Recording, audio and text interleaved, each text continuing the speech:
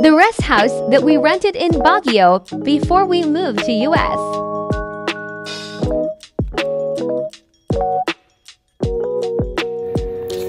So yun na nga mga tea, first week ng December of 2023, naisipan namin umakyat ng Baguio kasi uuwi yung asawa ko for the holidays.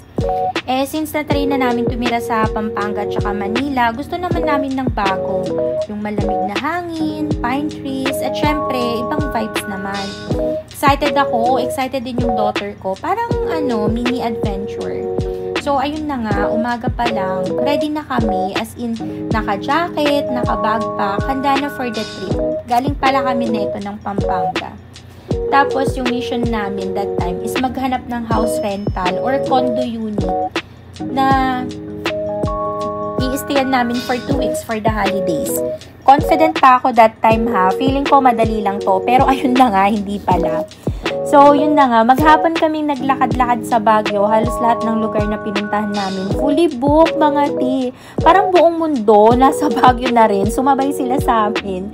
Lahat ng kausap namin sinasabi, Ma'am, October pa lang dapat nagpa-reserve na po kayo. Nasa isip ko, October, December na. Hindi naman ako aware na ganun pala ka-jump pack yung mga tao doon. So, sobrang stressful, guys. Pagod na kami, gutom pa.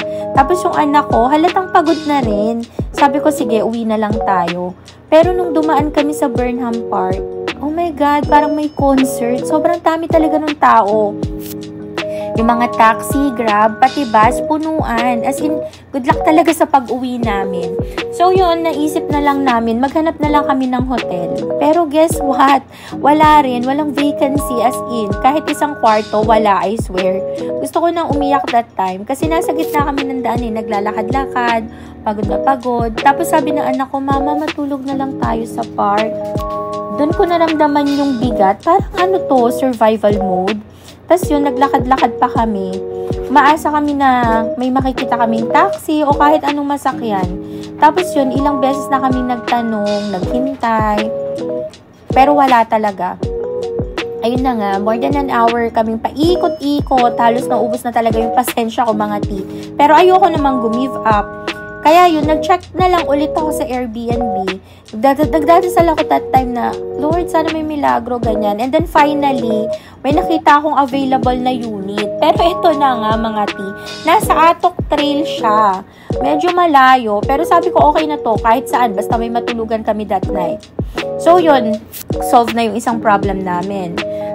Ang next problem naman, saan kami maghahanap ng taxi papunta doon? Wala pa rin. Tapos yun, almost 3 hours kami nag-aabang hanggang sa may isang mabait na driver na pumayag na dalhin kami sa Atok Trail.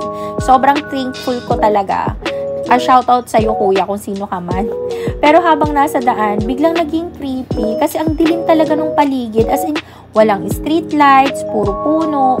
Tapos sabi ni kuya driver, Ma'am, maraming multo dito. Diba? Oh my God, perfect timing talaga. So, yun, sinimulan niya na kaming kwentuhan ng mga ghost stories about Camp John Hay. Yung nadaanan kasi namin siya eh.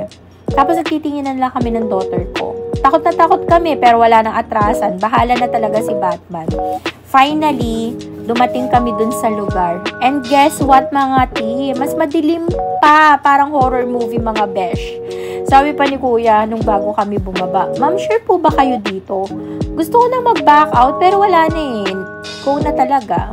So yun, pagbaba namin, buti na lang nandun na yung caretaker. Naka-smile siya, tapos naghihintay siya dun sa labas ng gate. Parang nawala naman lahat ng kaba ko kasi nung nakita ko si ate, maaliwalas yung aura niya. Tapos sabi niya, good evening po. Tapos ayun, pumasok na kami. Yung setup pala ng bahay nila, guys, ayan, mula sa taas ng kalsada, dun sa kalsada, bababa ka pa, may stair siya pababa. Tapos yun yung kaninang door na nakita nyo, yun yung entrance niya. Tapos habang pababa kami sa pathway, sobrang tahimik. Kasi ang dilim pa rin niya, madilim talaga dun sa lugar na yun paggabi. May street light naman pero parang yellow siya, hindi siya ganun kaliwanag. Tapos nung binuksan namin yung pinto, oh wow, as in napawaw talaga kami ng daughter ko. Ang ganda kasi sa loob, as in cozy, warm, tapos feel na feel mo yung pagka-Pinoy vibes. Puro antique yung mga gamit nila, lamesa, upuan, higaan, lahat. Para ka nasa museum, at the same time rest house. Grabe, ang ganda, promise. Sobrang unique ng vibe. Parang bumalik kami sa nakaraan. Sobrang relaxing niya. Tapos, ang bango pa niya doon, amoy probinsya na may halong, alam mo yung nostalgic.